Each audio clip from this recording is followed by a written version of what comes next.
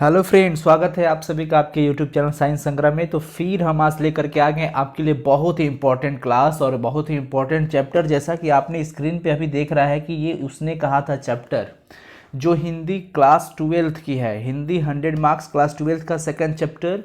आपके ही डिमांड पर आप ही ने कहा था कि सर प्लीज़ ऑब्जेक्टिव तो क्लियर करवा दिए हो बट सब्जेक्टिव करवा दीजिए। तो कल हम लोग प्रीवियस क्लास में बातचीत पाठ का बहुत ही important MVVI subjective question answer किया था। आपको पसंद भी आया था, बहुत अच्छा चल रहा है वो। और आज सेकेंड लेक्चर में हम लोग उसने कहा था बात करने वाले हैं इस चैप्टर की, जिसके लेखक है चंद्रधर शर्मा गुलेरी। चंद्रधर शर्मा गुलेरी, हम लोग इनके बारे में आज इनके चैप्टर के जो पात्र होंगे, जो क्वेश्चन आंसर होंगे, ये सारा चीज़ हम लोग आज करने वाले हैं फ्रेंड्स। तो आपसे सबसे पहले रिक्वेस्ट होगी कि अगर आप इस चैनल पर नए हैं तो प्लीज़ चैनल को सब्सक्राइब कर लीजिएगा, बिकॉज यहाँ पे आपको मिलेंगे हमेशा एजुकेशनल वीडियोस और रोज़ मिलेंगे। डेली लाइव क्लास चलते हैं, तो आप उसमें भी ज्वाइन हो जाइए। और आपके बोर्ड एग्जाम्स की प्रिपरेशन की अब कोई चिंता नहीं, बिकॉज आप घर बैठे ही कर रहे हैं स्टडी। आपके लिए नोट्स भी यहाँ पे कंप्लीट कराया जाएगा, आप नोट्स भी आपको फ्री में मिलेगा, स्टडी भी फ्री में मिलेगी, कोई प्रॉब्लम नहीं। सो आप घर बैठे स्टडी अच्छे से कर सकते हैं। तो फ्रेंड्स अब जुड़ जाने दीजिए इतने लोग और भी लोगों को। तब तक आप स्क्रीन पे पड़ा हुआ चीज़ देख सकते हैं। बहुत इंपॉर्टेंट मैंने क्वेश्चंस कलेक्ट करके आपके लिए लाया है, और ये चीज़ आपको बिल्कुल मन लगा करके लास्ट तक जरूर पढ़ना होगा, देखना होगा। केवल देखो, आंसर तो हर जगह मिल जाएंगे आपको, बट आंसर का कंसेप्ट के साथ समझना ये बहुत कम मिलता है। सो आज मैं बहुत प्रयास करूंगा कि अपना कंसेप्ट आपको पूरी तरह से दे दूं, ताकि आपको इस चैप्टर से संबंधित कोई गिला शिकवा न रहे, ठीक है ना।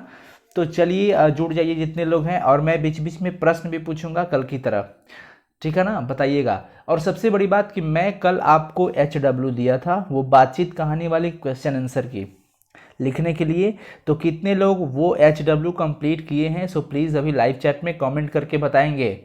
बताइए फटाफट से, हम देख रहे हैं कितने लोग HW किए हैं या नहीं, वो ईमानदारी से, क्योंकि कहा गया honesty is the best policy. So please आप ईमानदारी से बताइए कि आपने क्वेश्चन आंसर किया या नहीं, आपने होमवर्क कंप्लीट किया या नहीं।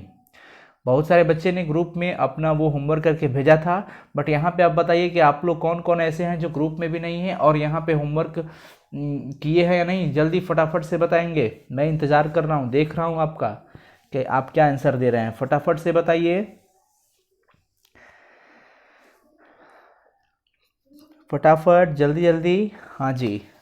तो आप अगर हम होमवर्क नहीं किए हो तो इसका मतलब आप एक आदर्श छात्र नहीं हैं। बुरा नहीं मानना है, आपको आदर्श छात्र बनना चाहिए और आप आदर्श छात्र ही बनिए, बिकॉज ये सारा चीज़ तो आप ही के लिए करवाया जा रहा है ना। Daily practice set, daily classes, chemistry classes, English classes, daily का daily practice set, MVVI, MCQs, objective. इससे क्या, किसके लिए ये हो रहा है? ये तो सिर्फ और सिर्फ आप ही के लिए कराया जा रहा है। सो प्लीज़ इस चीज़ का बेनिफिट उठाइए, इस चीज़ को समझिए आप, ओके। तो चलिए फटाफट से जितने लोग जुड़े हैं जुड़ जाइए, और हम लोग फाइनली शुरू करने जा रहे हैं अब इस चैप्टर को। तो चलिए, ये आपका सेकंड चैप्टर है जिसका नाम है उसने कहा था। क्या नाम है? उसने कहा था। और इस पाठ के लेखक है चंद्रधर शर्मा गुलेरी। आप अगर इस चैप्टर के ऑब्जेक्टिव MCQs नहीं देखे हैं तो इस चैनल के प्लेलिस्ट में जा करके आप चैप्टर वाइज प्रत्येक चैप्टर का उसमें बना करके ऑब्जेक्टिव 30-35 MCQs MVVI डाला गया है, आप उसे ज़रूर देखिए। तो चलिए, कुछ मुख्य क्वेश्चन आंसर पहले मैं अपने से आपको करा रहा हूँ। सबसे पहला कि उसने कहा था कहानी का नायक कौन है, हीरो, एक्टर इसमें महत्वपूर्ण, यानी किसके इर्द गिर्द में सारी घटनाएं जा रही हैं, तो वो होंगे लहना सिंह। लहना सिंह ही इस कहानी के क्या है, नायक है। समझ में आया कि नहीं आया? इस कहानी के नायक कौन है, तो हमारा क्या जवाब होगा, लहना सिंह। चलिए, इस पूरे पाठ के बारे में हम लोग पढ़ेंगे। पहले इस चीज़ को समझ लेते हैं कि तेरी कुड़माई हो गई कथन में निहित भाव है। तेरी कुड़माई हो गई, देखिए कुड़माई शब्द का अर्थ होता है सगाई। कुड़माई शब्द का अर्थ क्या होता है, सगाई। और बात ऐसा है कि लहना सिंह 12 वर्ष की उम्र में जब थे, तो उस समय एक 8 वर्ष की लड़की थी जिसका नाम, लेखक देखिए कितनी मतलब अच्छी ये चीज़ है कि लेखक ने पूरी कहानी में नायक का तो नाम बता दिया है लहना सिंह, पर नायिका का नाम नहीं रखा, और बीच में एक जगह नाम मिलता भी है तो वो केवल सूबेदारनी मिलता है। ठीक है ना। तो उनसे बचपन में लेखक लहना सिंह जो है, लहना सिंह लेखक ये बताते हैं कि लहना सिंह बचपन में बार बार एक ही प्रश्न पूछा करते थे कि तेरी कुड़माई हो गई। और कुड़माई का शब्द होता है सगाई, कुड़माई का अर्थ होता है सगाई। तो इसमें जो भाव छुपा हुआ है वो निश्चल प्रेम की भावना है, जिसमें कोई स्वार्थ, कोई छल कपट नहीं है। ठीक है ना। पलटन का विदूषक किसे माना जाता था, तो वो हजारा सिंह को माना जाता था। किसको? हजारा सिंह। हजारा सिंह ही वो सूबेदार थे। हजारा सिंह क्या थे? सूबेदार। मैं आपको इस चैप्टर का बहुत अच्छा से एक्सप्लेन करके बताऊंगा। उसने कहा था कहानी की पृष्ठभूमि में किस युद्ध का वातावरण चित्रित है। बिल्कुल बने रहिएगा लास्ट तक, बिकॉज पूरे चैप्टर के भी यहाँ पे क्वेश्चन आंसर कराए जाएंगे। आप बिल्कुल निश्चिंत रहें, कोई चिंता ना करें। और ये नोट्स भी आपको बनाने चल रहे हैं। जितने भी मैंने क्वेश्चन अभी आपको करवा रहा हूँ, इसको आप पेन लेकर के बैठ जाइए और पेपर भी, यानी कि कॉपी, उस पर आप नोट करते चलेंगे। ओके। तो उसने कहा था जो कहानी है इसकी पृष्ठभूमि में प्रथम विश्व युद्ध का चित्रण है। प्रथम विश्व युद्ध जो कि 1914 से लेकर के 18 तक चला था। ठीक है ना फ्रेंड्स। तो चलिए यहाँ पे मैंने आपसे एक क्वेश्चन अभी पूछने वाला हूँ। वो क्वेश्चन पूछेंगे कि कुड़माई शब्द का अर्थ क्या होता है। मैं अभी आपको बताया कुड़माई शब्द का अर्थ क्या होता है, फटाफट से बताएंगे आप लाइव चैट में। चलिए कमेंट करके बताइए। यह ऑब्जेक्टिव क्वेश्चन भी है कि कुड़माई शब्द का अर्थ क्या होता है, बिना ऑप्शन का। मैं अभी बताया आपको उसका जवाब लाइव चैट में फटाफट से जल्दी बोलिए आप लोग, जल्दी। और घबराना नहीं है, बिल्कुल आराम से करना है, क्योंकि पढ़ाई कर रहे हैं आप, मार्केट में नहीं है, पढ़ने हैं और पढ़ने आए हैं। और फिर आपको इस चीज़ पे समय तो देना ही पड़ेगा। अच्छे से समझना है तो समय देना पड़ेगा। घबराइए नहीं कि सर जल्दी जल्दी फास्ट में चले। क्यों फास्ट में चले भाई? आराम से करना है, इस चीज़ को कंसेप्ट के साथ करना है। नहीं तो ख़त्म होने का तो 5-10 मिनट काफ़ी है। 10 मिनट में तो पूरा चैप्टर ख़त्म हो जाएगा, बट अच्छा से नहीं होगा। इसलिए आप आराम से स्टे रहिए यहाँ पे। और वो चीज़ ध्यान रखना है कि मैंने जो अभी क्वेश्चन पूछा उसका जवाब फटाफट से दीजिए आप। उसने कहा था पाठ में जो दिया गया है कुड़माई शब्द, उसका अर्थ क्या होता है? सगाई। बहुत सुंदर। चलिए तो अब हम पढ़ते हैं कि उसने कहा था कहानी में लेखक ने अन्य शहरों के इक्के गाड़ी वालों, अमृतसर के इक्के गाड़ी वालों की भाषा में क्या अंतर बताया है। ठीक है ना, बात समझिए। कहानी में लेखक ने अन्य शहर के इक्का गाड़ी वाला और अमृतसर के इक्का गाड़ी वाला की दोनों की भाषा में क्या अंतर बताया है। तो लेखक ने अन्य शहर के इक्के गाड़ी वालों को असभ्य व्यवहार करते हुए बताया है। उन्होंने अमृतसर के इक्के वालों को बताया कि अमृतसर के जितने भी इक्के वाले होते हैं ये बड़ी ही रिस्पेक्टेड वर्ड बोलते हैं, शिष्ट भाषा में बहुत ही अच्छे आदरणीय शब्द बोलते हैं। भाई जी, खालसा, लाला जी, जो कि एक आदरणीय शब्द है। इन सब बातों में संस्कार छुपे हुए हैं। तो उन्होंने यही बताया कि अन्य शहर के इक्के गाड़ी वाले जो होते हैं वो असभ्य व्यवहार करते हुए आगे बढ़ जाते हैं, आगे की ओर निकल जाते हैं, जबकि अमृतसर के इक्के गाड़ी वाले जो होते हैं वो शिष्ट भाषा में भाई जी, खालसा, लाला जी आदि शब्दों के बिना बात ही नहीं करते हैं। यानी इनके पास बहुत अच्छा संस्कार होता है, बहुत अच्छे शब्द होते हैं। हम लोग कल ही पढ़े थे कि बातचीत बड़ी ही उत्तम चीज़ होती है किसी के नज़र में अच्छा बनने का। कहीं भी अपना शोभा और व्यवस्था को बढ़ाना है तो आपके पास बातचीत का उत्तम तरीका वो रियल में होना चाहिए। ऐसा नहीं कि दिखावा होना चाहिए कि अपने सामने वाले के सामने दिखा रहे हैं, बहुत अच्छी अच्छी बातें बोल रहे हैं, जैसे वो समझे कि अरे भाई बहुत अच्छा लड़का है, और अपने परिवार वालों के साथ बिहेव अच्छा नहीं करे। ये गलत चीज़ है। इसलिए कोई स्वार्थ नहीं होना चाहिए बातचीत में भी। ठीक है ना। अब चलिए आगे। अमृतसर के बम्बू काट वालों, बम्बू काट का मतलब वही इक्का गाड़ी, बोली का मरहम लगाए। इस कथन का क्या आशय है? इस कथन का आशय है कि अमृतसर के इक्का गाड़ी वालों की शिष्ट और मधुर बोली का श्रेष्ठता दिखाना। अमृतसर के जो बम्बू काट वाली यानी इक्के वाली गाड़ी है उनके पास जो है मधुर बोली की श्रेष्ठता दिखाई गई है इस पाठ में। ठीक है ना, लेखक यही बताना चाहते हैं। अब बात करते हैं कि कहानी उसने कहा था कि लड़के और लड़की का मिलन कहाँ हुआ था। देखिए, लड़का का मतलब वो लहना सिंह और लड़की मतलब वही सूबेदारनी, जिनका पूरे पाठ में लेखक ने एक नाम नहीं बताया। नाम नहीं बताना भी एक बड़ी शोभा है, लेकिन मानो तो नाम बताया भी नहीं भी बताया। नहीं बताया इसलिए कि कोई सटीक नाम नहीं मिला, और बताया इसलिए कि सूबेदारनी नाम मिला। समझ रहे हो ना। तो शहर के चौक में स्थित एक दुकान पर लड़के और लड़की का मिलन हुआ था। हम लोग आगे पढ़ेंगे भी कि मिलन हुआ तो क्या बातचीत भी हुई, लेकिन अभी बस इतना ही समझते हैं कि इस पाठ के आधार पर अगर बात की जाए तो लड़का और लड़की का भेंट कहाँ हुआ था, मिलन कहाँ हुआ था, तो अमृतसर के बाजार के एक चौक था, अमृतसर में ही एक शहर के चौक में एक दुकान था और वहीं पे दोनों का मिलन हुआ था। ओके, अब चलिए, अब हम लोग फिर एक थोड़ी सी और चीज़ रह गई है, इसको समझ लेते हैं। राम राम, यह भी कोई लड़ाई है, यह किसका कथन है? देखिए, यह कथन लहना सिंह ने बोला था जब युद्ध छिड़ गई थी, तो उसमें ये बोले थे कि राम राम, ये भी कोई लड़ाई है। ये बात कौन बोला था? तो ये बात बोले थे लहना सिंह। ये लहना सिंह की कथन है। चलिए, फिर है कि फ्रांस की नारियों का भारतीय सैनिकों के प्रति कैसा व्यवहार था? फ्रांस की नारियों का कैसा व्यवहार था, समझिए आप। फ्रांस की नारियों का भारतीय सैनिकों के प्रति बहुत ही अच्छा व्यवहार था, वो बहुत आदर करती थी, क्योंकि फ्रांस की नारियां जो है भारतीय सैनिकों को अपने देश का रक्षक मानती थी। वो समझती थी कि यही भारतीय सैनिक है जो हमारे देश की रक्षा करने के लिए आए हैं, अतः वो उनकी क्या करती थी? आदर करती थी। देखिए, फ्रांस की नारियां भारतीय सैनिकों को अपने देश का रक्षक मानते हुए उनका आदर करती थी। क्लियर? लहना सिंह ने लौटकर नकली पलटन साहब को क्या करते पाया? तो उन्होंने देखा कि देखिए, नकली पलटन साहब आए थे जो कि जर्मन वर्दी पहन करके आए थे, और उन्होंने देखा कि नकली पलटन साहब जो है 3 गोलों को एक तार से बांध कर दिया सलाई से जलाने का प्रयास कर रहा था। ये कुछ साजिश थी युद्ध को लेकर के, ठीक है ना। और बोधा सिंह कौन थे? तो बोधा सिंह वही सूबेदार जो है, सूबेदार का नाम था हजारा सिंह, और उन्हीं की पत्नी थी सूबेदारनी, और उन्हीं के पुत्र थे बोधा सिंह, ठीक है ना। अब चलिए, इस पाठ के जो अध्याय है उस अभ्यास प्रश्न का हम लोग यहाँ पे क्वेश्चन आंसर करेंगे। सो प्लीज़ आप लास्ट तक जरूर रहिएगा, कहीं हिलना नहीं है, कहीं जाना भी नहीं है, बिकॉज ये आपके लिए बहुत इंपॉर्टेंट है।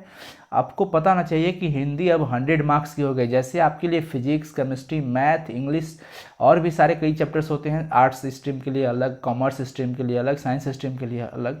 तो जैसे 100 मार्क्स की उतना वैल्यू उसको देते हो, तो उतना ही वैल्यू आपको हिंदी को भी देना पड़ेगा। चलिए, सबसे पहला क्वेश्चन है कि उसने कहा था कहानी कितने भागों में बटी हुई है? उसने कहा था जो कहानी है वो कितने भागों में बटी हुई है, तो इसका आंसर हम लोग देंगे। और कहानी के कितने भागों में युद्ध का वर्णन है, तो ये चीज़ बताना है। मैं आपको बता दूं कि ये जो पाठ है पूरे 5 भागों में बटा हुआ है। कितने भागों में बटा हुआ है? 5 भाग में।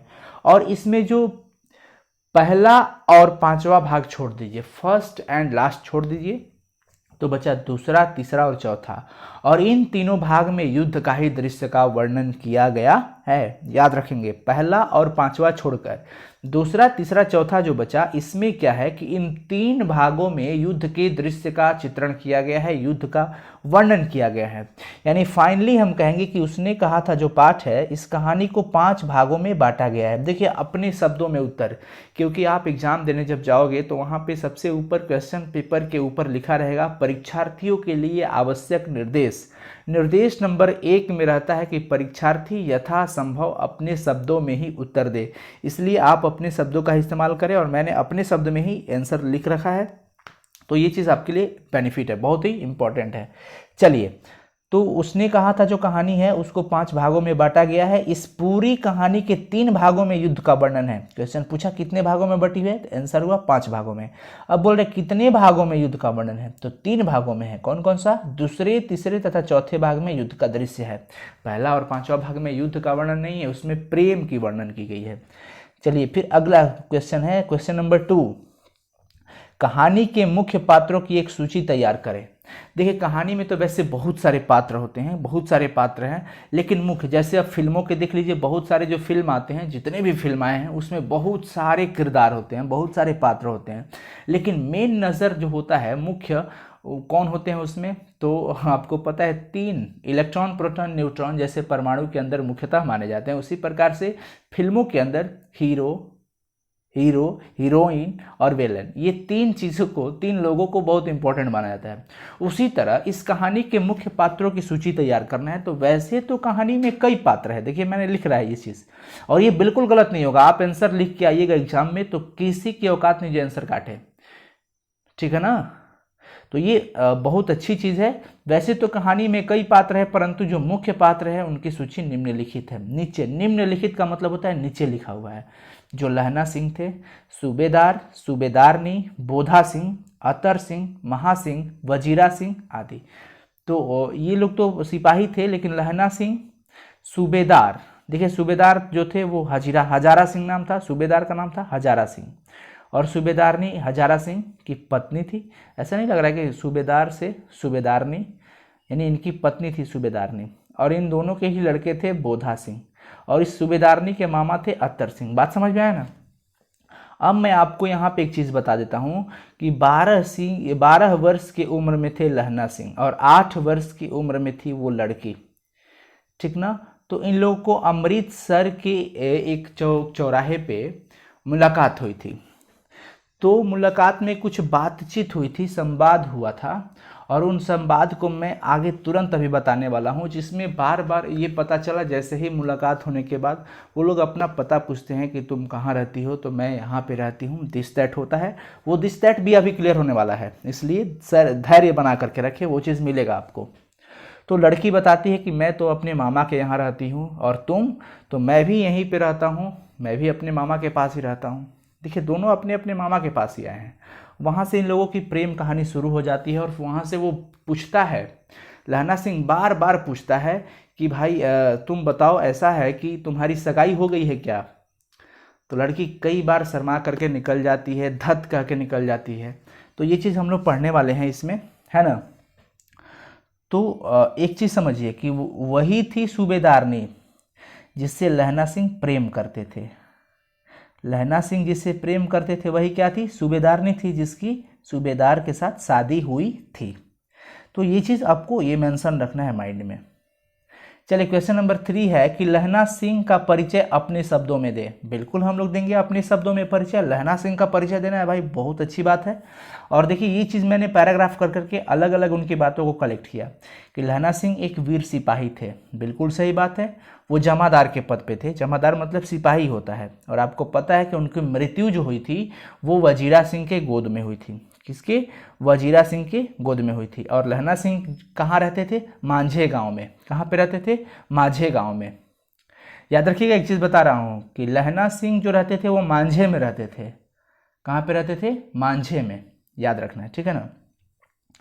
अब चलिए, वह इस कहानी के प्रमुख पात्र एवं नायक थे। सही बात है, इस कहानी की उसने कहा था, जो कि चंद्रधर शर्मा गुलेरी जी के द्वारा रचित है। तो ये जो पाठ है, इस पाठ के नायक ही थे, हीरो ही थे लहना सिंह। लेखक ने कहानी में उसके चरित्र को पूरी तरह उभरा हुआ बताया है, पूरी तरह से बताया, उभारा है। कहानी में उसके चरित्र की निम्नलिखित व्यवस्था उभर कर सामने आई है। मैं ये चीज़ आपको पैराग्राफ करके बताया हूँ। सबसे पहली बात करते हैं उनके प्रेम पर, कि लहना सिंह एक सच्चा प्रेमी था। लहना सिंह एक सच्चा प्रेमी थे। बचपन में उसके हृदय में एक अनजान भावना ने जन्म लिया, जो प्रेम था। देखिए ये भावना है, भावनात्मक चीज़ को समझिए। बचपन में उनके हृदय में एक अनजान भावना ने जन्म लिया था। प्रेम क्या है? प्रेम एक भावना है। वैसे भी ये चीज़ भाववाचक संज्ञा होती है ना, तो ये एक भावना है। बचपन में अनजान भावना जन्म लिया था, वही कौन सी भावना थी? प्रेम थी। ये बात सच है, ये बात सच है कि समझिए इस चीज़ को, ये बात सच है कि उन्हें अपना प्रेम न मिल सका। सही बात है कि उनको उनका प्रेम नहीं मिल पाया था, क्योंकि उस लड़की की सगाई सूबेदार के साथ हो चुकी थी। तो ये बात सच है कि उन्हें अपना प्रेम न मिल सका, लेकिन फिर भी उसने सच्चाई से उसे अपने हृदय में बसा कर रखा था। प्रेम का मतलब ये नहीं हुआ कि सिर्फ शादी ही हो जाए। प्रेम का सही अर्थ ये है कि जो जहाँ भी रहे खुशी से रहे। प्रेम में देखिए, इनका प्रेम था वो निस्वार्थ था। बहुत सारे बच्चे आनंद ले रहे हैं, प्रेम की स्टोरी चल रही है। चलो ठीक है, मन लगा के समझो। पॉइंट समझना है कि उनकी जो थी सच्चाई थी कि वो उसने उसे अपने हृदय में बसा करके रखे थे, निस्वार्थ। कोई भी स्वार्थ नहीं था उस प्रेम में, कोई छल कपट नहीं था, कोई स्वार्थ नहीं था, ठीक ना। तो ये इनकी प्रेम की बात हुई। अब बात करते हैं सेकंड पैराग्राफ की, कि लहना सिंह बहादुर तो थे। उनकी निडरपन और बहादुर पे बात करें तो बहादुर तथा निडर व्यक्तित्व का स्वामी है। स्वामी का मतलब मालिक होता है। ऐसा माना गया कि देखिए वो बैठे रहते थे, बैठे बैठे ही युद्ध जब भी छिड़ गया था तो बैठ करके ही पूरी चीज़ को वो समझ रहे थे। बहादुर थे, ज्ञानी थे और निडर भी थे। निडर इसलिए थे कि युद्ध से डरे नहीं। जैसे ही उनको सूचना मिली उन्हें सारा अरेंजमेंट कर करके पूरी तरह से युद्ध को समझ लिया और युद्ध में जाकर के भाग ले लिया। और अंततः देखिए उनकी मौत भी हुई, लेकिन क्यों हुई वो आगे हम लोग इसमें बताएंगे, अभी बता देंगे तो मज़ा ही नहीं आएगा। जैसे ऐसा समझो कि अगर तुम कोई मूवी देख रहे हो, अगर वही मूवी तुम्हारा भाई देख लिया है और बगल में बैठ के सारा स्टोरी पहले ही बता रहा है, बड़ी गुस्सा आता है कि भाई बंद करो टीवी, तू ही स्टोरी बताओ, ठीक है ना। तो वेट, इंतजार, संयम रखेंगे। चलिए बात समझ में आ गया कि लहना सिंह बहादुर थे तथा निडर व्यक्तित्व का स्वामी थे, तभी तो वो युद्ध को पूरी तरह समझकर उसमें भाग लिया छूट गया है, याद रखेंगे, यहाँ पे नोट कर लेंगे। अब देखिए, अब बात आई सबसे बड़ी बात कि जिससे वो प्रेम करते थे वो तो थी सूबेदारनी, और लास्टली सूबेदारनी ने लहना सिंह से अपने पति मतलब सूबेदार, वही सूबेदार हजारा सिंह, और बेटा बोधा सिंह। समझ में आया कि नहीं आया?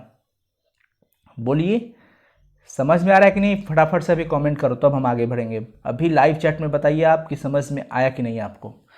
चलिए जल्दी से बताएंगे।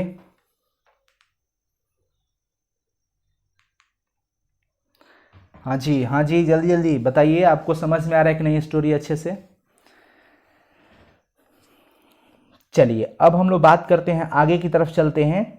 सूबेदारनी जो थी वो लहना सिंह से कहती है अपने पति और बेटे को बचाने के लिए, क्योंकि युद्ध में उनके पति थे हजारा सिंह और उनका बेटा था बोधा सिंह। ऐसा लगा कि युद्ध में वो लोग मारे जाएंगे, लेकिन सूबेदारनी ने हाथ जोड़कर लहना सिंह से विनती करती है कि प्लीज़ तुम मेरे पति और बेटे के प्राणों की रक्षा करो, उन्हें बचाओ। और लहना सिंह अपनी जान की परवाह न करते हुए उसकी बातों को एक वचन की तरह निभाया, उनका बातों का कद्र किया और अपनी प्राणों की आहुति दे दी, अपनी प्राण न्यौछावर कर दिए। किनकी बातों के लिए? वो अपनी प्रेमिका सूबेदारनी की बातों को वचन की तरह निभाया और उसके पति को बचा लिया और उनके बेटे को भी। तो ये चीज़ देखिए आप, सूबेदारनी लहना सिंह से अपने पति और बेटे को प्राणों की रक्षा करने की बात कही थी, तो लहना सिंह ने उसे एक वचन की तरह निभाया और इसके लिए अपने प्राणों की आहुति दे दी, न्यौछावर कर दिया। देखिए क्वेश्चन था कि लहना सिंह का परिचय देना था, तो हम लोग उनका परिचय अच्छा से दे दिए। अब हम उम्मीद करते हैं कि आपको ये भी नहीं भी रहना ये चीज़, तो आप अच्छे से अपने शब्दों में इस चीज़ को लिख सकते हो, किसी को समझा सकते हो, बिकॉज आपने ये चीज़ समझ लिया अच्छा से, ठीक है ना। चलिए आगे चलते हैं फिर क्वेश्चन नंबर 4 में। देखिए यही चीज़ हम आपको बोल रहे थे, इंतजार करो।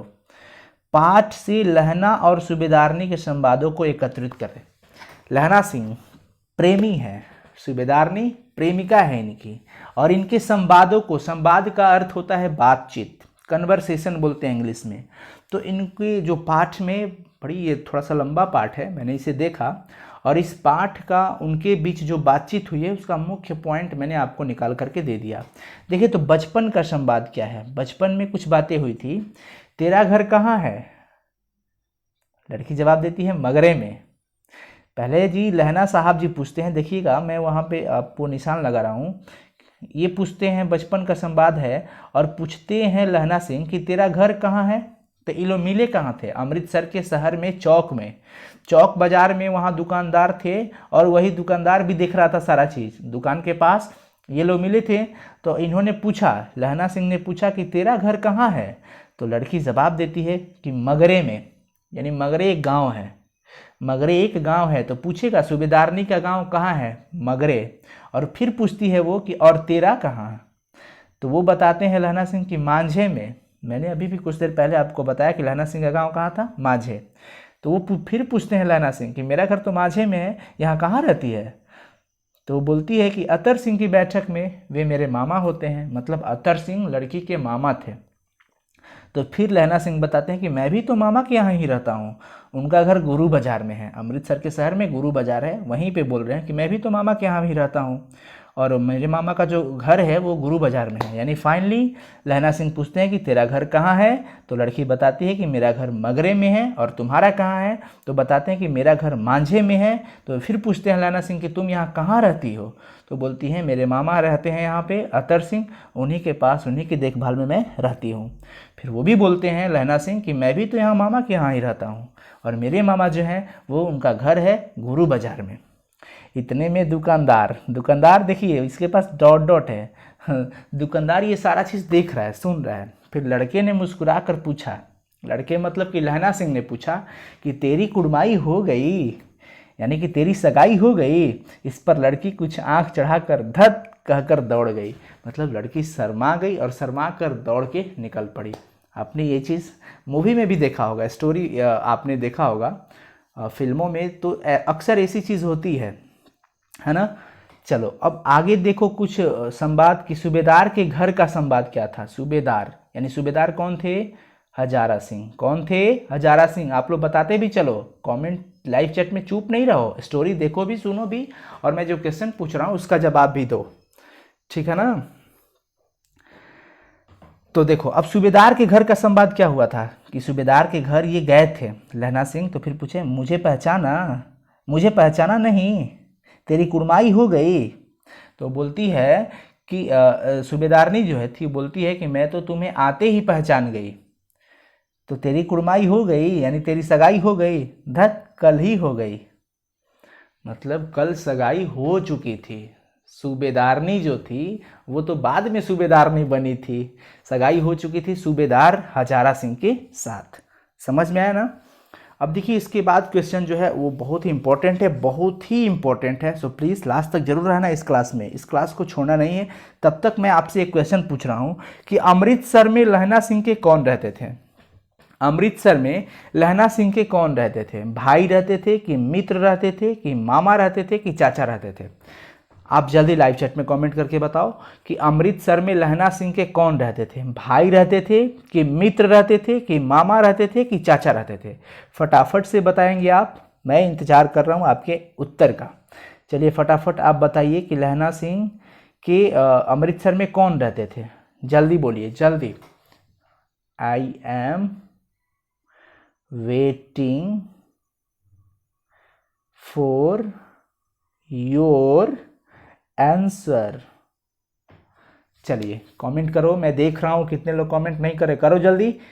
कमेंट करने में पैसा लग रहा है कि स्टडी करने में पैसा लग रहा है, नेट पैक लग रहा है। तो फालतू का वीडियो देख करके, गाना सुन करके तो नेट पैक अपना बर्बाद कर देते हो। स्टडी वाला वीडियो कौन देखेगा। चलिए वेरी गुड जवाब, मामा रहते थे। अमृतसर में लहना सिंह के कौन रहते थे, मामा रहते थे। चलिए हम लोग फिर आगे की तरफ चलते हैं। Question number 5। बिल्कुल घबराए नहीं, आराम से इंजॉय से पढ़िए, क्योंकि मैं बार बार बोलता हूँ सीरियस नहीं होना है। सीरियस लोग हॉस्पिटल में रहा करते हैं और आप लोग तो घर पे हैं, तो प्लीज़ अच्छे से एंजॉय करके आप पढ़िए। देखिए क्वेश्चन मैं 2-3 बार समझाऊंगा, समझिएगा। वैसे क्वेश्चन जनरली देखने में समझ में नहीं आएगा, ये वाला 5 नंबर जो क्वेश्चन है, लेकिन मैं आपको समझाऊंगा, आप समझिए।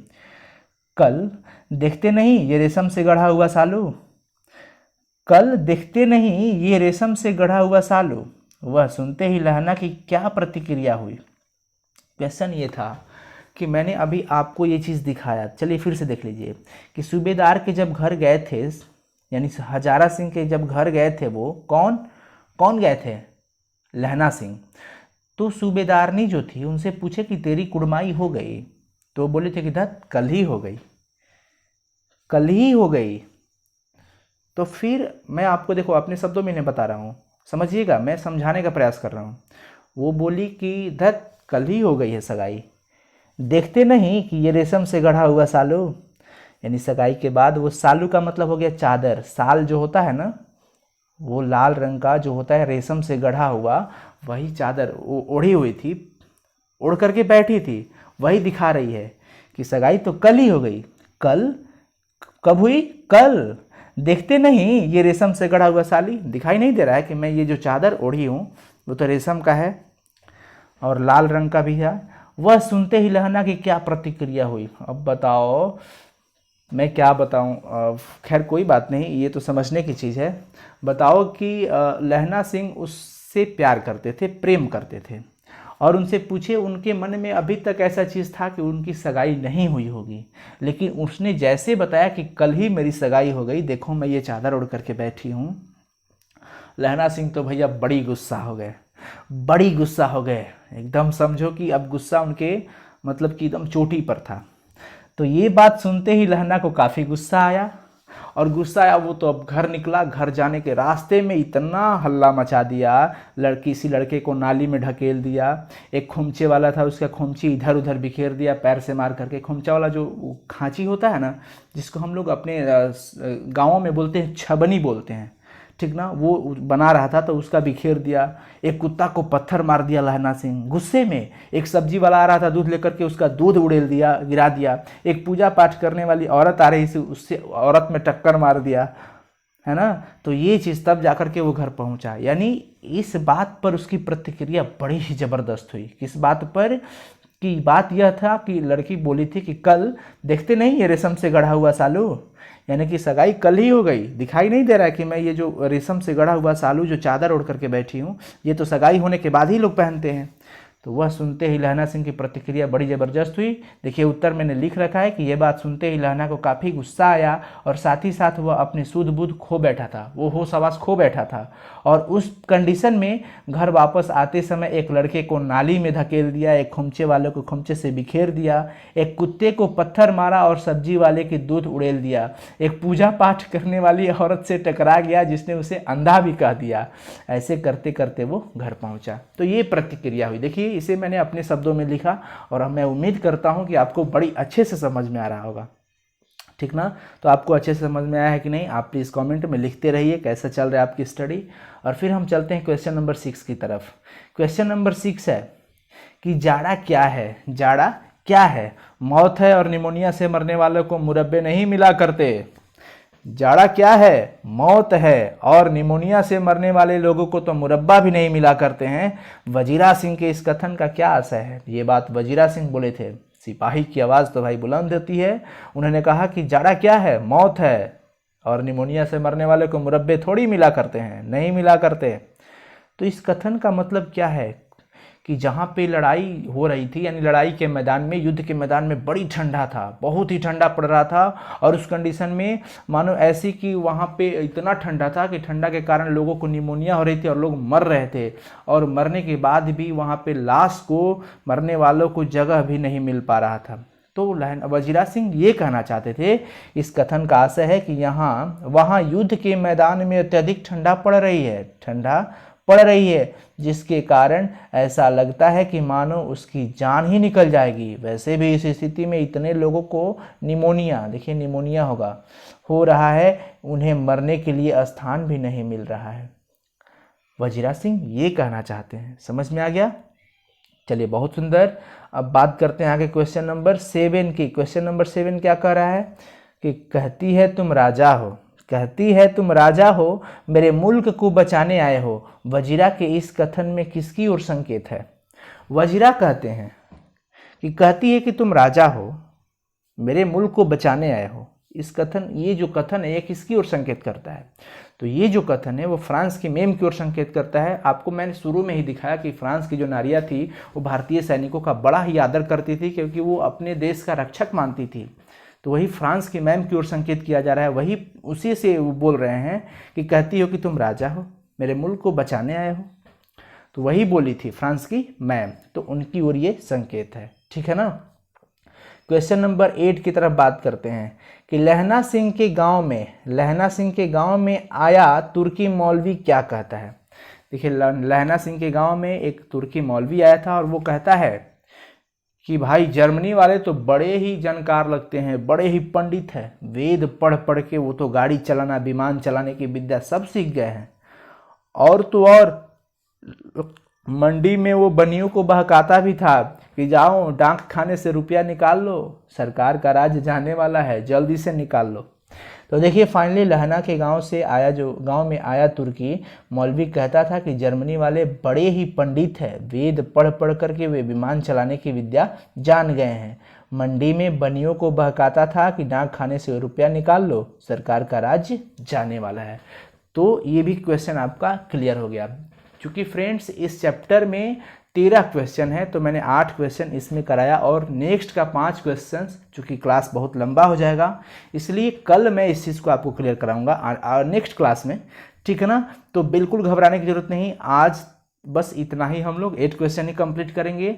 सो प्लीज़ आप इसका नोट्स ज़रूर बना लीजिएगा और इसका भी मैं होमवर्क आज दे रहा हूँ, इसको भी आपको कल लिखना होगा। आप मेहनत करने से पीछे मत हटिए, जब हम मेहनत से पीछे नहीं हट रहे तो आपको भी पीछे नहीं हटने देंगे। हर हाल में आपको ये होमवर्क करके मेरे व्हाट्सएप पे या फिर मेरे ग्रुप में आपको भेजना होगा और मैं देखूंगा आप कितने होनहार हैं, आपकी अक्षर कैसी है, आप आदर्श हैं या नहीं, ये चीज़ मैं बताऊंगा आपको। क्योंकि हम लोग का मिशन चल रहा है 90% प्लस में बहुत ही ज़बरदस्त ज्ञान, बहुत ही ज़बरदस्त नॉलेज रखना है अपने पास। इसलिए आप होमवर्क जरूर करें। और कैसा लगा आज का क्लास कमेंट में बताइएगा, लाइव चैट में नहीं। क्लास हो जाने के बाद कमेंट में नीचे जाकर के कमेंट बॉक्स में लिखिएगा कि क्लास कैसा लगा, और प्लीज़ वीडियो को लाइक ज़रूर कर दीजिएगा, क्योंकि हमारे मोटिवेशन और एनर्जेटिक होने के लिए बस आपका लाइक और सब्सक्राइब ही हमारे लिए बहुत हो जाएगा। और अगर आप इस चैनल पर नए हैं या फिर चैनल को सब्सक्राइब नहीं किए हैं तो प्लीज़ चैनल को सब्सक्राइब कर लीजिएगा। और जितना ज़्यादा हो सके मैं आपसे इस पढ़ाई के लिए या फिर जितने भी क्लास हम लोग यूट्यूब पे देते हैं, आपसे कुछ नहीं मांगते हैं। हम लोग आपसे बस पैसा फी कुछ नहीं मांगते हैं, बस इतना ज़रूर कहेंगे कि इस वीडियो को शेयर कीजिएगा ज़रूर, इस क्लास को शेयर ज़रूर कीजिएगा। बिकॉज सारे बच्चों तक, सारे फ्रेंड्स तक आप पहुंचाइएगा तो उनको भी इस चीज़ को समझने में मदद होगी जो इंटर क्लास में पढ़ते हैं। Okay, thank you so much.